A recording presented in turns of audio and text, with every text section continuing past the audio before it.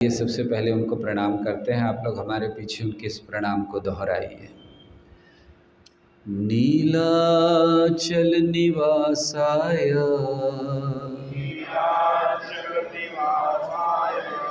नित्याय परमात्मने बलभद्र सुभद्रायां जगन्नाथाय ते नमः।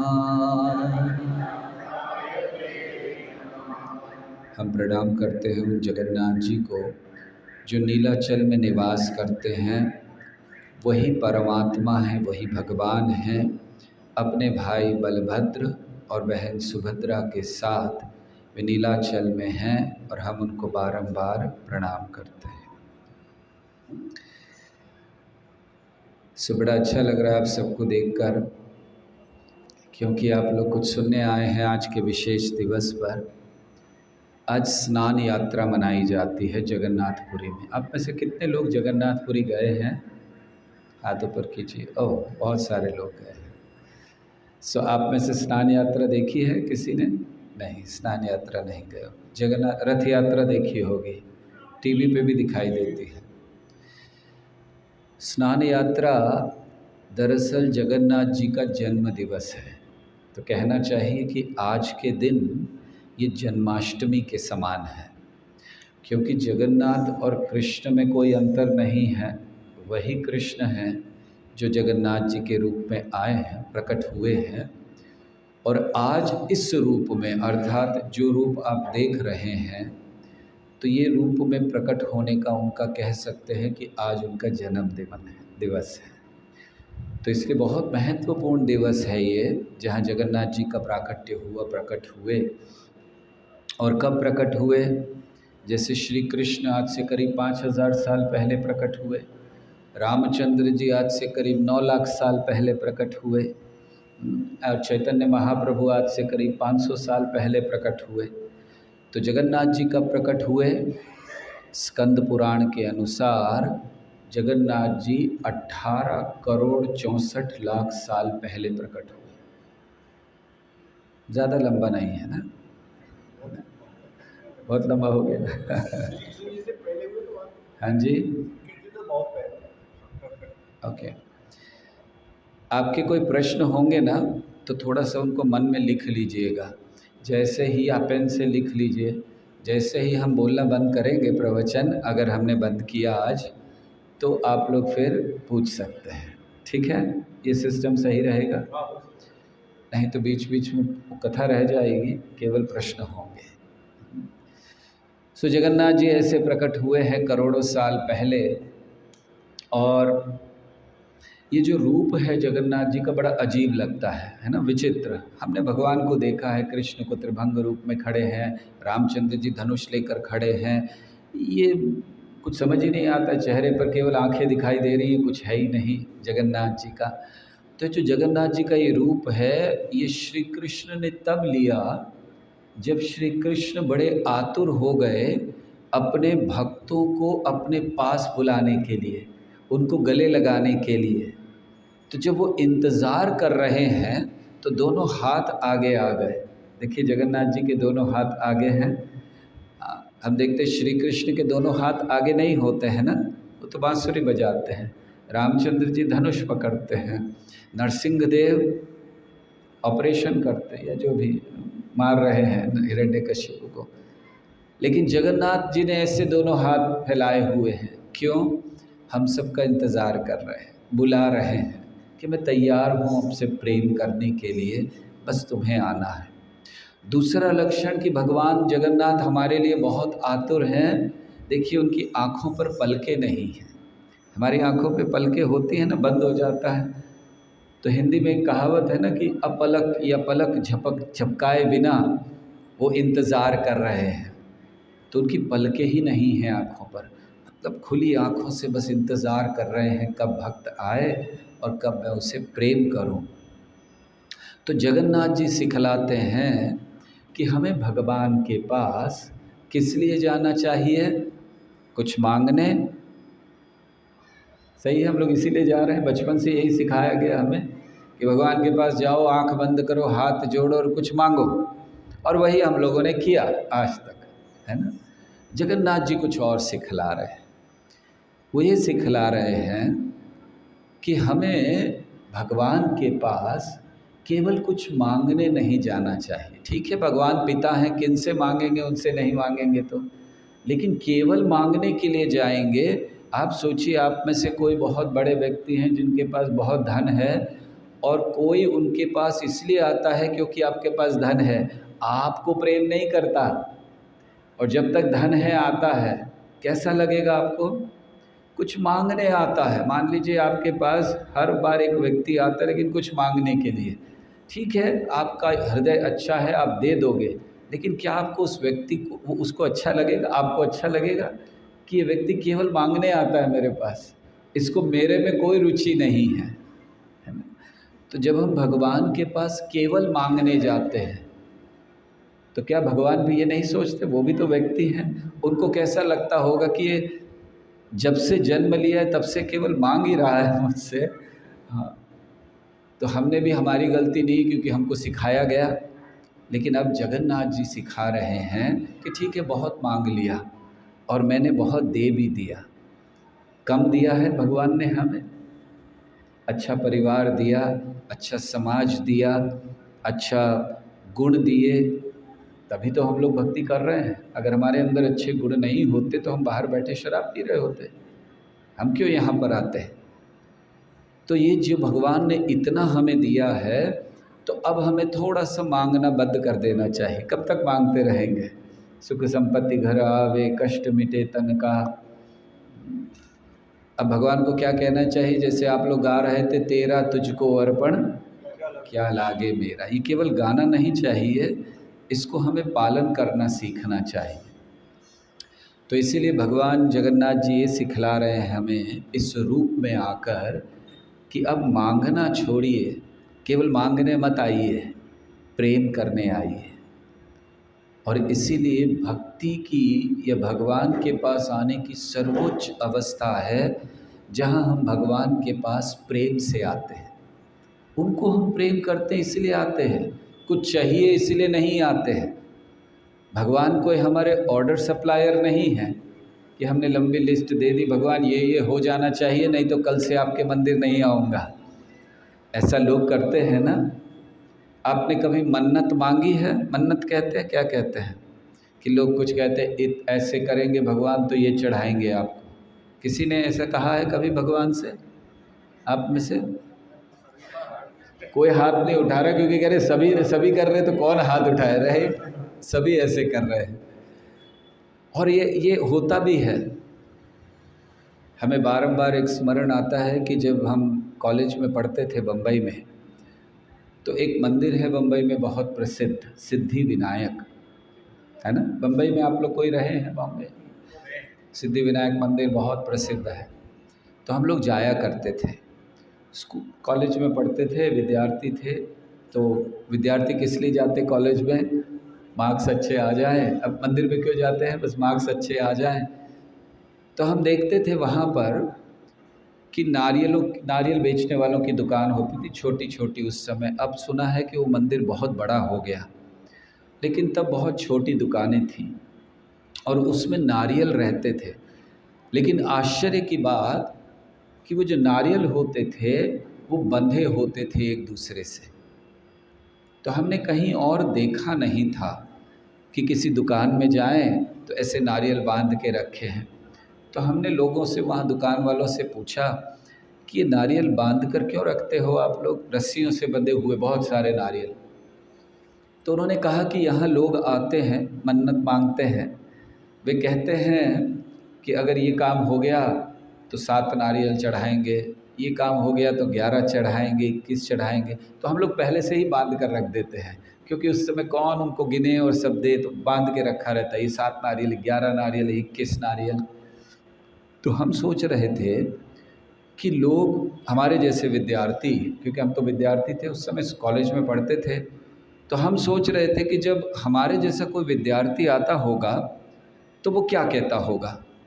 वो कहता होगा गणेश जी को कि गणेश जी अगर 70% मार्क्स आ गए एग्ज़ाम में तो 7 नारियल चढ़ाएंगे, और अगर 80% के ऊपर आए तो 11 नारियल, गलती से 90 के ऊपर आ गए तो 21 नारियल, और अगर फेल हो गए तो वही नारियल आपके सर पर फोड़ देंगे।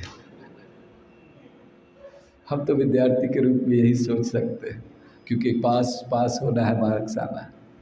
तो ये क्या है, ये भगवान से एक व्यापार करना है कि आपको हम इतना देंगे, आप हमें इतना दे देना। ये तो व्यापारी लोगों का काम है, भगवान का काम नहीं है। भगवान से प्रेम कीजिए, और ये जगन्नाथ जी सिखला रहे हैं। आज जब स्नान यात्रा का दिवस है, तो स्नान यात्रा जैसे हमने बताया उनका जन्म दिवस है, तो जन्म दिवस पे अभिषेक होता है भगवान का। तो इसीलिए जगन्नाथ जी अब तो लकड़ी के स्वरूप में हैं। अच्छा, आपने इससे पहले जगन्नाथ जी से पहले किसी लकड़ी स्वरूप के भगवान को देखा है? ज़्यादातर धातु में होते हैं, मेटल के होते हैं, या फिर पत्थर के होते हैं, है ना, लकड़ी में कम होता है। तो लकड़ी में है, अब इन पर पानी डालेंगे तो लकड़ी ख़राब हो जाएगी, रंग चला जाएगा। तो वहाँ ऐसा नहीं है। जगन्नाथ जी मंदिर में एक बहुत सुंदर वेदी बनी हुई है, वहाँ लाया जाता है जगन्नाथ जी को। बाहर से भी दिख सकता है, मंदिर के बाहर से लोग देख सकते हैं। और 108 मटके जल जगन्नाथ जी पर, भगवान पर डाला जाता है आज के दिवस पर। 108 बड़े शुद्ध जल होते हैं, उसको डाला जाता है भगवान पर। तो सोचिए 108 जल उनको पड़ता है जगन्नाथ जी पर आज के दिवस पर, और फिर जगन्नाथ जी बीमार हो जाते हैं। स्वाभाविक, इतना पानी डलेगा तो क्या होगा, बीमार हो जाएंगे। तो 15 दिन तक आज के बाद जगन्नाथपुरी में दर्शन नहीं होता है, क्योंकि भगवान बीमार हैं। क्वारंटाइन कहते हैं ना, 15 दिन का क्वारंटाइन था, 14 दिन का, वो क्वारंटाइन में चले जाते हैं भगवान, क्योंकि अब बीमार हो गए। फिर इस समय पर उनको दवाइयाँ दी जाती हैं, उनको भोग नहीं लगाया जाता, कोई हलवा राइस वो सब कुछ नहीं, उनको दवाइयाँ दी जाती, काढ़ा पिलाया जाता है। ठंड लग गई है तो काढ़ा पिलाया जाता है। हमने जब पहली बार सुना, हमने कहा ये क्या बेवकूफ़ी है, समझ आते, हमने ऐसा सोचा। आप लोग तो अच्छे भक्त हैं, आप नहीं सोचते। हमने ये सोचा ये क्या है, अरे लकड़ी की मूर्ति एक तो बीमार नहीं होती, भगवान है, चलिए लकड़ी नहीं मानिए, भगवान है, भगवान कभी बीमार हो सकते हैं? अगर भगवान बीमार हो जाए तो कैसे भगवान है वो? ये तो झूठे भगवान हुआ कि भगवान को डॉक्टर की ज़रूरत पड़ रही है, भगवान को फिजियोथेरेपिस्ट की ज़रूरत है, भगवान के लिए क्या है? तो हमने सोचा ये ठीक नहीं है। लेकिन फिर जब हमने बहुत गंभीरता से गहन अध्ययन किया, हम गए जगन्नाथपुरी, तो हमने देखा कि भक्तों का इतना प्रेम है भगवान के प्रति कि ये कोई अंधविश्वास नहीं है। और भगवान बीमार होते हैं ये भी अंधविश्वास नहीं है। क्यों? भगवान का एक बहुत सुंदर श्लोक श्रीमद् भागवत में दिया गया है। वो श्लोक कहता है, एक ब्रह्मा जी की प्रार्थना है, और ब्रह्मा जी भगवान से कहते हैं कि हे प्रभु, आप जैसे जैसे भक्त चाहते हैं वैसा वैसा रूप आप ले लेते हैं। ये आपका गुण है, ये भगवान का गुण है। देखिए भगवान में बहुत से गुण हैं, ऐसे गुण जो हमें सीखने चाहिए। भगवान जैसा भक्त इच्छा करते हैं वैसा रूप ले लेते हैं। भगवान का एक और बड़ा महत्वपूर्ण गुण है कि जैसे हम लोग आपस में रहते हैं, आपस में कभी अच्छे रहते हैं, कभी बुरे रहते हैं, कभी कभी एक दूसरे को कुछ बुरा कह देते हैं, है ना? आप लोग नहीं कहते होंगे यहाँ पर, लेकिन दुनिया में तो ऐसा होता है। हमने सुना कि AWHO में बड़े प्रेम से रहते हैं, कोई एक दूसरे को बुरा भला नहीं कहता, मन में भले कह ले, सामने नहीं कहता। सही है, एकदम, थैंक यू।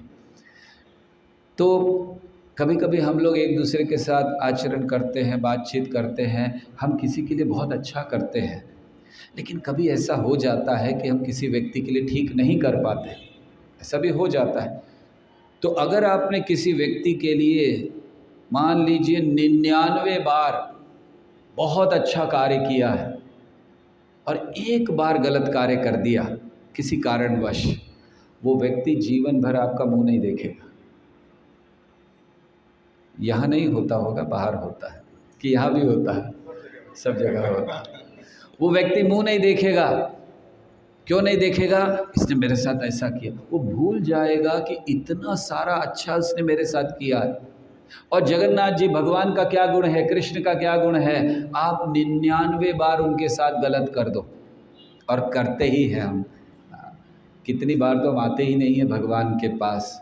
हमें पता रहता है मंदिर है, हम सोचते हैं नहीं बहुत ज़रूरी काम है, आज मंदिर तो छोड़ दो। तो 99 बार आप गलत कर दो और एक बार केवल उनके साथ उनकी भक्ति कर लो, उनके मंदिर आ जाओ। भगवान वो 99 बातों को भूल जाते, केवल एक बात याद रखते हैं कि इस भक्त ने मेरी सेवा की है। ये भगवान है। तो इसीलिए हमें भगवान के गुणों को सीखना है, भगवान से, जगन्नाथ जी से सीखना है।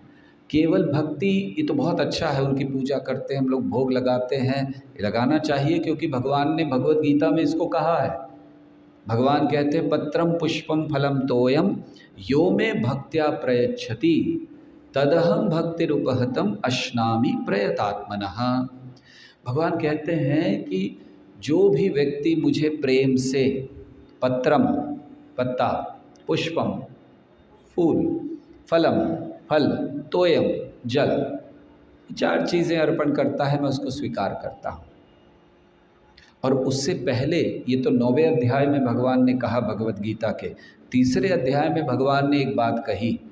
श्री कृष्ण कहते हैं कि यज्ञ शिष्टाशिना संतो मुच्यन्ते सर्व किल विषय भुंक्ते ते त्वघम पापा ये पचन्ति आत्म कारणात्। कि अगर कोई व्यक्ति भगवान को अर्पण किए बिना कुछ भी खाता है तो उसको पाप लग जाता है, फिर वो चाहे फ्रूट ही क्यों ना हो। तो यहाँ भगवान ये 4 चीज़ें अर्पण करने को कह रहे हैं। अभी हमारे मन में आएगा कि अर्पण क्यों करना है? अर्पण इसलिए करते हैं क्योंकि हर चीज़ में कर्म होता है। देखिए इस सिद्धांत को आपको ध्यान से सुनना है। हम जो खाते हैं ना, जो बाहर से खरीद कर लाते हैं, कुछ करते हैं, उसमें कुछ कर्म होता है। कर्म मतलब जैसे हम कहते हैं ना कि किसी गरीब को कुछ करना नहीं चाहिए, उसकी हाय लग जाएगी, हमें गरीब की हाय लग जाएगी, सुना? तो उसका अर्थ क्या है? जब हम कोई भी काम करते हैं, हम खा भी रहे हैं अन्न, तो उसमें कहीं ना कहीं कर्म है, उसको उगाने वाले का, उसको काटने वाले का, उसको बेचने वाले का, कहीं ना कहीं कर्म आ गया और हम उसको ले रहे हैं, तो हमें भी वो आएगा। देखिए ये मत सोचिए कि हमें क्यों आएगा, हम तो दुकान से ख़रीद कर लाए हैं, दुकान वाला बहुत अच्छा व्यक्ति है, जिसने बनाया है वो हो सकता है गलत हो, उसने किसी को दुख पहुंचाया हो, किसी की हत्या की हो, किसी को पैसा चुराया हो, वो सारा कर्म लगता है। शास्त्रों में कहा गया है कि जैसे मान लीजिए कि एक उदाहरण कि किसी को मांस खाना बहुत अच्छा लगता है, राइट? दुनिया में बहुत से लोग बहुत चीज़ें खाते हैं, तो ऐसा कहा गया है कि अगर एक व्यक्ति मांस खाता है तो 6 प्रकार के लोगों को कर्म लग जाता है केवल एक व्यक्ति के खाने से। सबसे पहले उस व्यक्ति को जिसने उस प्राणी को, चाहे वो बकरा हो या चिकन हो या जो भी हो, उसको बड़ा किया बेचने के लिए, सबसे पहला कर्म उसको लगता है, पाप लगता है। ये वो काट नहीं रहा है, मर्डर नहीं कर रहा, हत्या नहीं कर रहा, किलिंग नहीं कर रहा, लेकिन पाप लग रहा है। क्यों? उसने बड़ा करके बेच दिया। उसने बड़ा ही इसीलिए कि आप जानते बहुत बड़े बड़े पोल्ट्री फार्म होते हैं, किस लिए बनाते? बस बेचने के लिए, कट जाए जाकर। तो पहला पाप उसको लग जाता है जिसने केवल बेच दिया। दूसरा पाप लगता है जिसने उससे खरीदा और कसाई को बेचा। कोई तो उससे खरीदेगा, ले जाके कसाई को बेचेगा, दूसरा उसको लग गया। तीसरा पाप लग जाता है उस व्यक्ति को जिसने उसको काटा। निश्चित है पाप लग रहा है, काटने में पाप ना लगे ऐसा हो नहीं सकता। चौथा उस व्यक्ति को जो खरीदता है, पांचवा जो बनाता है और छठा जो खाता है। सभी को एक समान पाप लगता है। ये कर्म का नियम है। हम लोग अनभिज्ञ हैं, हम सुनना ही नहीं चाहते ये सब चीज़ें। हम सोचे हमें नहीं चाहिए, सब आप अपने पास रखिए, हम जैसा जीवन जी रहे वो हमारा सही है। देखिए आँख बंद कर लेने से दुनिया में अंधेरा नहीं हो जाता। ये बात याद रखिए, हम नहीं सुनेंगे ये सब बातें, हमें नहीं चाहिए ये सब। हम जैसे एंजॉय कर रहे हैं जीवन हम वैसे करते रहेंगे। ये जिन लोगों को करना है वो लोग करें, हमें डिस्टर्ब ना करें। ये लोगों की फ़िलॉसफ़ी है कि नहीं है? भाई आपको करना है आप करिए, हमें क्यों आके बता रहे हो आप? हमें नहीं सुनना है। कोई फ़र्क नहीं पड़ता आप सुने या ना सुने। ये जो लॉज हैं कर्म के नियम, ये यूनिवर्सल लॉ हैं। यूनिवर्सल लॉ मतलब एप्लीकेबल टू एवरीवन। जैसे ग्रेविटेशनल फोर्स ये यूनिवर्सल लॉ है, सबको एप्लीकेबल है ना। ऐसा थोड़ी कि हिंदू ज़मीन पर रहते हैं मुसलमान हवा में उड़ते रहते हैं, एप्लीकेबल टू एवरीवन। तो इसी तरह ये जो कर्म का सिद्धांत है, आप किसी भी धर्म में जन्मे हो, आप किसी भी घर में जन्मे हो, आप किसी भी देश में जन्मे हो, ये नियम आपको लागू होता है। तो केवल थोड़ा सा स्वाद लेने के लिए हम लोग कितना नुकसान कर देते हैं। ये सिद्धांत हैं कर्म के। तो इसीलिए जब हम भोजन लाते हैं उसमें कर्म होता है। जब हम भगवान को अर्पण कर देते हैं तो भगवान वो कर्म निकाल देते हैं। इसीलिए प्रसाद क्या कहलाता है? सैंक्टिफाइड फूड, शुद्ध हो गया भोजन। और इतना ही नहीं, उसको प्रसाद का अर्थ क्या होता है संस्कृत में आप जानते हैं? प्रसाद मतलब कृपा। संस्कृत में प्रसाद को कृपा कहते हैं। तो भगवान जब हम अर्पण क्या करना है, हमें थोड़ा सा रखना है भगवान के सामने, 10 मिनट चुप बैठना है, उसके बाद खा लेना, बस इतना करना है। और उतना करने में हमारे जो हम लोग खा रहे हैं उससे पाप निकल जाए तो क्या प्रॉब्लम है? हाँ, लेकिन अब अर्पण क्या करना है? पत्रम पुष्पम फलम तोय। भगवान ने इतना ही कहा। अंडम मीटम मटनम अभी तक नहीं कहा। ठीक है, तो वो भगवान को अर्पण नहीं कर सकते हैं हम लोग, और जो नहीं कर सकते वो खाते नहीं। तो जब हम कुछ ऐसी चीज़ों का पालन करते हैं तो प्रेम उत्पन्न होता है भगवान से। जैसे हम कह रहे थे कि जगन्नाथ जी हमें क्या सिखा रहे हैं? प्रेम। तो जब जल डाला जाता है उनके ऊपर, वो बीमार हो गए हैं, ये अंधविश्वास नहीं है, ये भक्त का प्रेम है। वो भगवान से सेवा करना चाहता है, क्योंकि जैसे देखेंगे हम भगवान वैसे ही दिखेंगे। हम अगर इन्हें पत्थर मानेंगे, हम अगर लकड़ी मानेंगे तो केवल भगवान लकड़ी ही दिखने वाले हैं आपको। लेकिन वही अगर हमने भगवान माना, जैसे माना ना, जाकी रही भावना जैसे प्रभु मूरत तिन देख ही तैसे। तो जैसी भावना है, आज अगर हमारी भावना है कि अरे ये सब कुछ नहीं होता है, खाओ पियो मज़ा करो, तो फिर आपको कभी भगवान से वार्तालाप नहीं होगी। लेकिन अगर आपके हृदय में सही में वो भावना है कि ये लकड़ी नहीं है, ये जो सब लोग कर रहे हैं बैठ कर, ये कोई अंधविश्वास नहीं है, भगवान है, तो भगवान बात भी करते हैं। और जगन्नाथ जी तो विशेष बात करते हैं। इनका एक छोटा सा उदाहरण हम देते हैं, हमने कई बार इस उदाहरण को दिया है। जैसे आप लोग बैठे हैं, ऐसे ही हम एक जगह कार्यक्रम कर रहे थे, जगन्नाथ जी ही थे मंदिर में, और एक छोटी बच्ची थी। ऐसे प्रोग्राम में जैसे बच्चे बैठे तो ऐसी छोटी बच्ची बैठी थी। हमने सबसे एक प्रश्न किया, हमने कहा एक बात बताइए, जगन्नाथ जी खड़े हैं या बैठे हैं? तो कुछ लोग कहने लगे खड़े हैं, कुछ लोग कहने लगे बैठे हैं, इत्यादि। आप लोग सुन रहे हैं? सुनाई दे रहा है आपको पीछे? यस। तो छोटी सी बच्ची थी, तो हमने सबको पूछा, तो कोई कह रहे खड़े हैं, कोई बैठे हैं। हमने उसको बुलाया, हमने उसको धीरे से कहा एक काम करो, जाओ सामने खड़े हो जगन्नाथ जी के, एक प्रश्न पूछना। बहुत छोटी बच्ची थी, इतनी सी थी वो। हमने कहा क्वेश्चन पूछना उनसे। क्वेश्चन ये पूछना कि जगन्नाथ जी आप खड़े हैं या बैठे हैं, और जब तक आंसर नहीं मिले वहीं खड़े रहना, और आंसर मिले तो वापस आना। अच्छा देखिए, बच्चे जो होते हैं उनका हृदय बहुत इनोसेंट होता है ना, वो हमारी तरह नहीं होते हैं ना। जैसे जैसे बड़े होते जाते हैं बहुत सारे प्रॉब्लम्स हो जाते हैं। तो कोई बात नहीं, ऐसी गलतियां हो जाती हैं।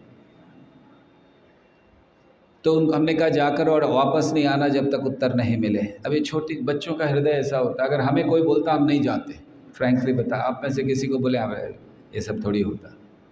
वो छोटी बच्ची चली गई और प्रोग्राम ऐसे ही चल रहा था, वो जाकर खड़ी हो गई, हम भी रुक गए, सब लोग रुक गए, सब उसको देख रहे हैं। उस बच्ची को कोई लेना देना नहीं कि लोग मुझे देख रहे हैं कि नहीं देख रहे हैं। जैसे अगर हम वहाँ खड़े हो जाकर और सब देख रहे तो हमें लगेगा अरे नहीं खड़ा नहीं होना है, सब देख रहे हैं।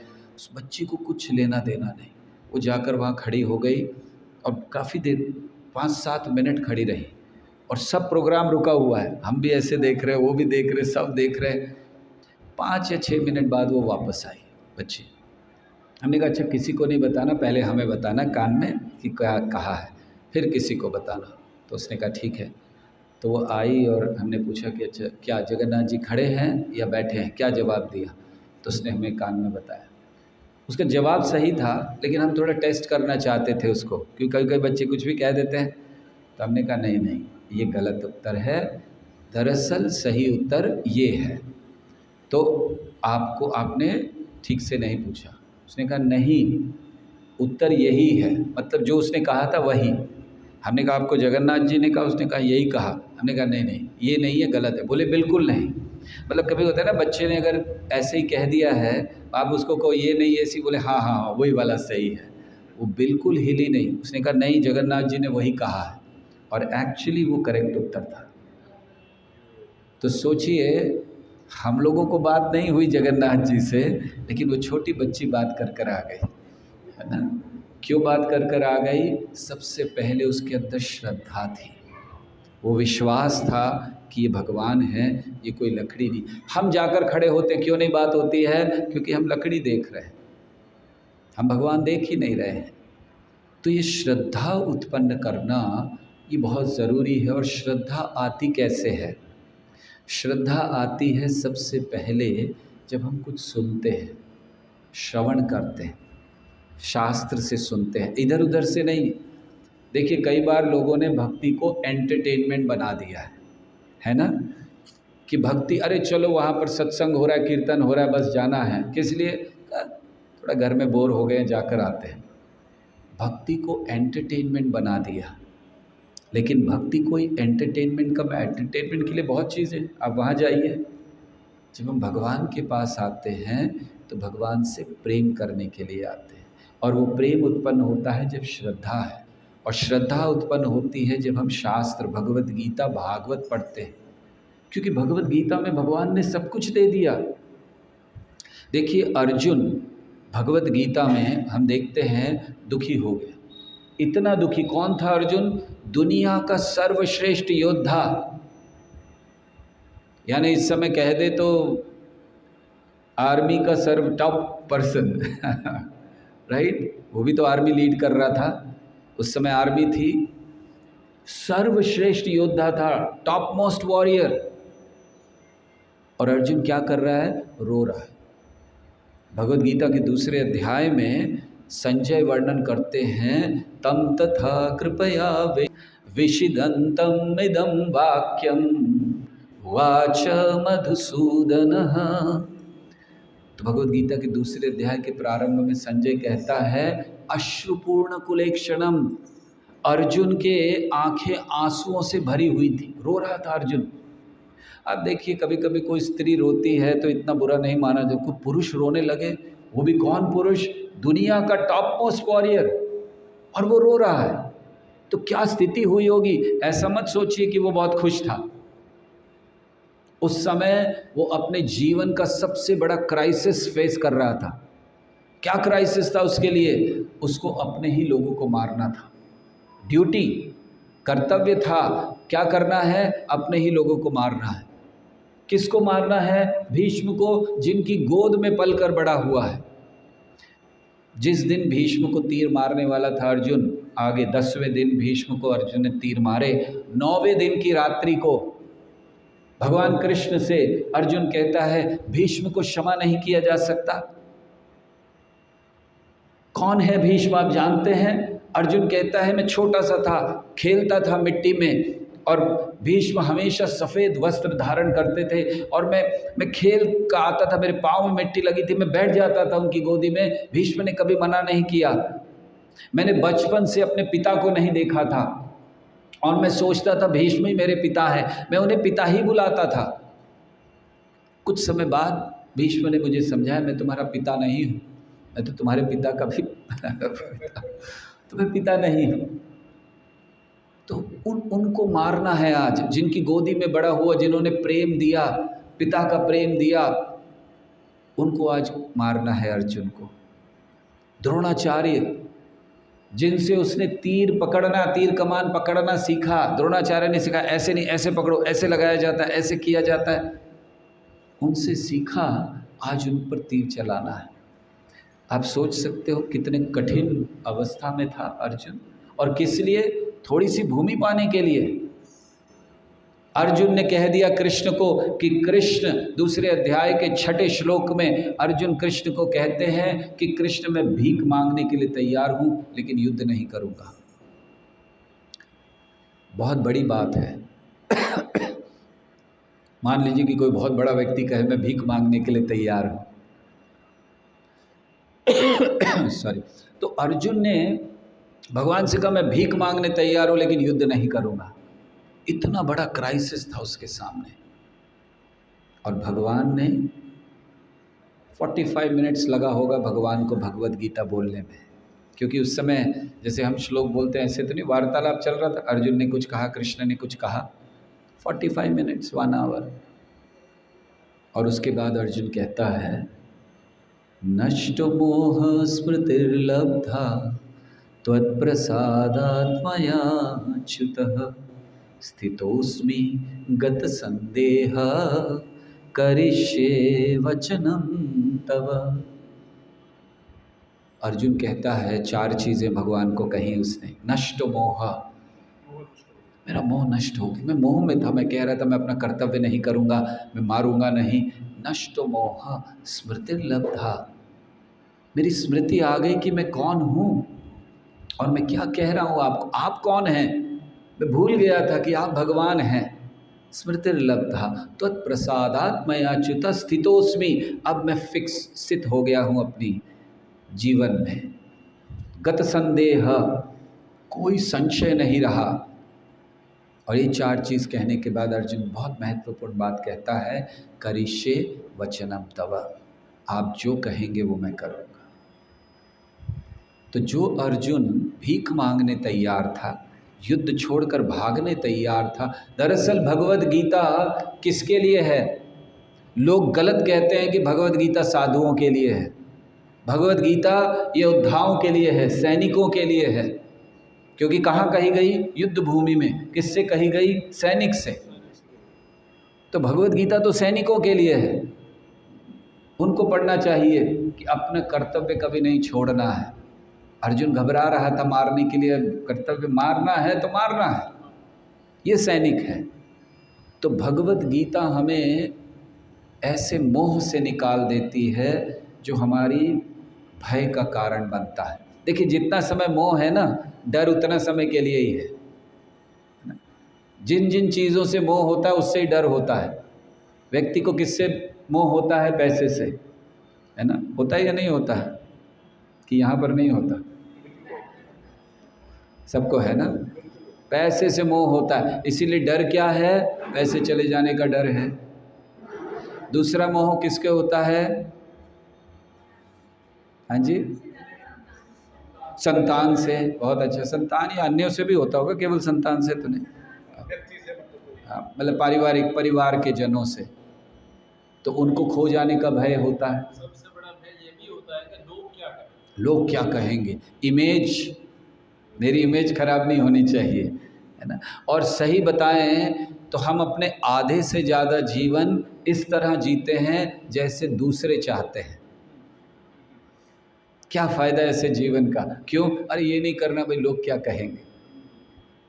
हम अपनी तरह का जीवन तो बहुत आखिर में थोड़ा सा जी पाते हैं, बाकी जीवन भर दूसरों के अनुसार जीते हैं। तो इसीलिए भगवत गीता हमें क्या सिखलाती है? भगवत गीता सिखलाती है जीवन जीने का मार्ग। भगवत गीता सिखलाती है प्रेम करने का मार्ग। ये जो मोह में पड़े हैं उससे बाहर निकलने का मार्ग। और मोह मतलब ऐसा नहीं आप सोचोगे हम तो मोह में नहीं है, जिसको मोह में हो वो भगवत गीता पढ़े। मोह मतलब कुछ भी जो हमें ज्ञान नहीं है। हम लोग अगर ऊपर सितारों को देखें, आकाश में देखते हैं सितारे दिखाई देते, तो हम क्या सोचते हैं? आप जानते हैं पहले माना जाता था, कोई जानता नहीं था कि ये स्टार्स हैं क्या। फिर विज्ञान ने प्रगति की, तब पता चला कि ये क्या है। तो हम जब स्टार्स को देखते हैं तो एक जिज्ञासा होती है हमारे अंदर कि हमें जानना है कि ये क्या है। बस वो जिज्ञासा हमारी भगवद गीता से पूरी हो जाती है। सो इसीलिए प्रयास हमारा ये होना चाहिए कि हम जीवन को बर्बाद ना करें। बहुत अच्छा जीवन मिला है हमें, बहुत बुद्धि है इस पे, हम बर्बाद ना करें। अपने सारे कर्तव्यों को करते हुए, देखिए भगवद गीता कर्तव्य छोड़ने की शिक्षा नहीं देती है। ये बहुत गलत लोग फैलाते हैं कि भगवद गीता पढ़ोगे तो सब कुछ छोड़ना पड़ेगा। भगवद गीता कर्तव्य करने की शिक्षा देती है, लेकिन कर्तव्य करते हुए भगवान की ओर आना। अपने कर्तव्य को नहीं छोड़ना है। अर्जुन से भगवान ने क्या कहा? माम अनुस्मर युद्ध च, युद्ध करो मेरा स्मरण करते हुए करो, कर्तव्य को मत त्यागो। तो आप जहाँ हैं, जिस स्थिति में हैं, अपने कर्तव्य को कीजिए, लेकिन उस कर्तव्य को करते हुए भगवान की ओर भी आना चाहिए, नहीं तो हमारा कर्तव्य बहुत गलत होगा। एक छोटी सी कथा सुनाते हैं, समय काफ़ी हो रहा है, अभी बंद करेंगे 5 मिनट में, राइट? चल सकता है? आप लोग कितनी देर तक बैठ सकते? 5-10 मिनट और, 15-20 मिनट और, 1-2 घंटा और, 3-4 घंटा और।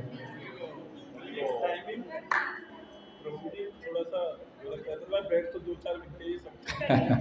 यही टाइम अगर 2 बजे से 5 बजे 7 बजे तक बैठे रहो कोई दिक्कत नहीं है।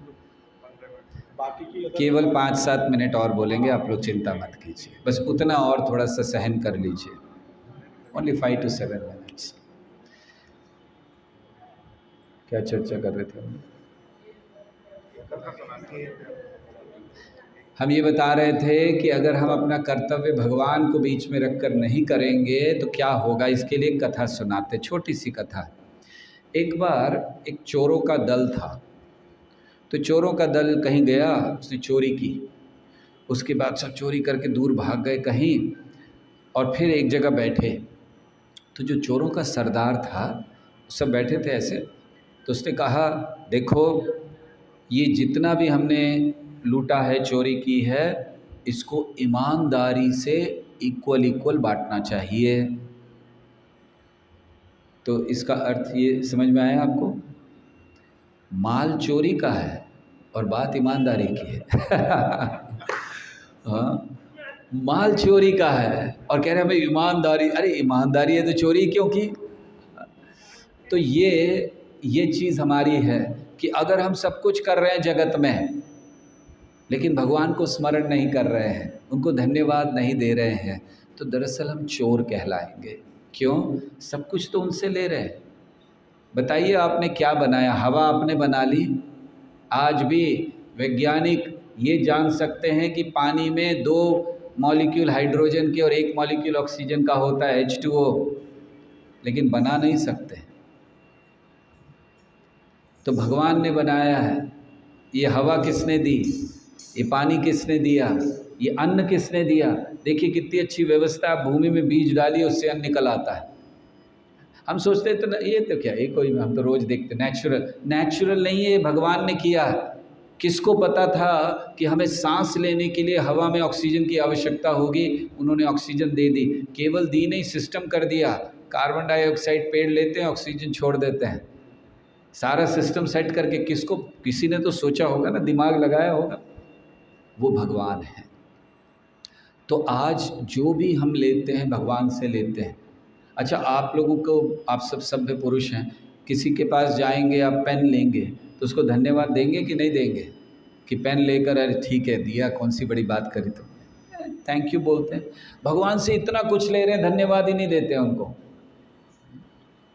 तो इसीलिए चोर कहलाएंगे अगर केवल लेते रहे उनसे। और भगवान क्या चाहते हैं?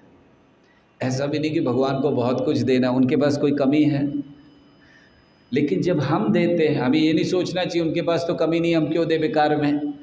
हमें ये नहीं सोचना चाहिए, हमें ये सोचना चाहिए कि कम से कम भगवान हमसे ले रहे हैं, ये बहुत बड़ी बात है। देखिए दुनिया में भगवान देते बहुत लोगों को हैं, लेते बहुत कम लोगों से हैं। दिया तो दुनिया भर के लोगों को दिया है भगवान ने, लेकिन बहुत थोड़े लोगों से लेते। तो जिनसे लेते हैं वो भाग्यवान हैं, जिनको देते हैं वो इतने भाग्यवान नहीं। भगवान ने तो सबको दिया है। तो इसीलिए हमें ये सोचना कि हमारी सेवा हो रही है, इसीलिए हमें भगवान को अर्पण करना चाहिए। तो भगवान को कुछ नहीं चाहिए, लेकिन हमें उनका क्या करना है, केवल धन्यवाद देना है। आपने हमें हवा दी, पानी दी, जिसके बिना हम जी नहीं सकते हैं, और बिल भी नहीं भेजते हैं भगवान। आपको कभी बिल आया सांस लेने का? एक दिन भगवान सोचें कि ये लोग AWHO में रहने वाले बिल्कुल मेरा नाम नहीं लेते हैं, तो इनको बिल भेज देता हूँ मैं। तो एक सांस का 1 रुपया, दिन में 10,000 सांस लेते हैं, महीने का 3 लाख रुपए का बिल आ जाता है, राइट। और वो भी भगवान साथ में एक वाक्य लिख कर भेजे, 10 तारीख तक पेमेंट करो नहीं तो डिस्कनेक्शन। कभी हुआ? सो अगर भगवान ऐसा करे तो क्या होगा? हर महीने 3 लाख का बिल देंगे तो और बचपन से सोचिए हम ले रहे हैं, बचपन नहीं पिछले जन्म से ले रहे हैं, उसके पहले जन्म से ले रहे हैं, भगवान ने कभी नहीं कुछ पूछा।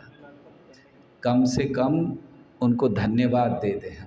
और धन्यवाद देने की बहुत सरल प्रक्रिया है। आपको कोई बहुत बड़े बड़े अनुष्ठान नहीं करने हैं, कहीं बहुत बड़ा बड़ा दान धर्म नहीं करना है, कुछ नहीं करना है। जहाँ हैं, घर में बैठे, मंदिर में बैठे, बस उनके नाम का उच्चारण करना है। हरे कृष्णा कृष्णा कृष्णा हरे हरे, हरे राम राम राम। जब हम इस नाम का उच्चारण करते हैं, जिसमें केवल भगवान का नाम है, राम का नाम है, कृष्ण का नाम है, और हरा उनकी शक्ति। जैसे जब हम हरा कृष्ण के साथ लगाते हैं, हरे कृष्ण बोलते हैं तो राधा कृष्ण है, जब हरे राम बोलते हैं तो सीता राम है। तो इसीलिए हरे कृष्ण हरे राम बोल रहे हैं, और कुछ नहीं है। कोई उसमें कह के नहीं, कोई लगता बहुत जादुई मंत्र, कुछ नहीं, भगवान का नाम है। और इसको आपको लेना, जहाँ है वहाँ लेना। कोई आपको अनुष्ठान, कोई जाना, कोई पूजा कराना, कोई पंडित बुलाना, कोई आवश्यकता नहीं है। घर में बैठकर भगवान का नाम लीजिए, इतना तो कोई भी कर सकता है। और वो तो हमें करना चाहिए। भगवान को हम इतना धन्यवाद नहीं दें। जैसे हमारी संस्था में हम लोग 2 घंटा रोज़ भगवान का नाम लेते हैं सुबह में। ये हमारी साधना है, बड़े ध्यान से, क्योंकि ये हमारा मेडिटेशन भी है। देखिए मेडिटेशन आप सब जानते होंगे बहुत ज़रूरी है मन के लिए। मन की एक्सरसाइज है मेडिटेशन। और बहुत तरह के मेडिटेशन होते हैं, फ्लेम मेडिटेशन होता है, शैडो मेडिटेशन होता है, लेकिन सबसे अच्छा मेडिटेशन बताया गया मंत्र मेडिटेशन, कि हम ध्यान कर रहे हैं, अपने मन को फोकस कर रहे हैं, और साथ साथ नाम का उच्चारण कर रहे हैं। तो इसलिए हम लोग रोज़ 2 घंटा इस चीज़ को करते हैं अपनी संस्था में। तो इसीलिए हम लोग बहुत सारे प्रेशर्स को हैंडल कर पाते हैं, बहुत सारी चीज़ों को कर पाते। नहीं तो दुनिया में बहुत कुछ हमें सुनना पड़ता, बहुत कुछ झेलना पड़ता है, लेकिन ये हमें बचाइए। वैक्सीन की तरह है, रोज़ लगाइए, बाहर जाइए, कुछ नहीं होगा। तो हमारी आपसे बस इतनी विनती है कि इस नाम को लेने से प्रभाव क्या होता है? श्रद्धा बढ़ती है। श्रद्धा से हम भगवान की सेवा में जुड़ते हैं, और सेवा से प्रेम उत्पन्न होता है। तो आपसे हमारी ये विनती है, आज हम आए हैं, आप कुछ देंगे कि नहीं? हमें देंगे? हम तो मांग लेते हैं, हमें कोई चिंता नहीं, भगवान के लिए मांग। हमें कुछ नहीं चाहिए आपसे, हमें एक ही चीज़ चाहिए कि आप आज से भगवान का नाम लेना शुरू कर दें, बस।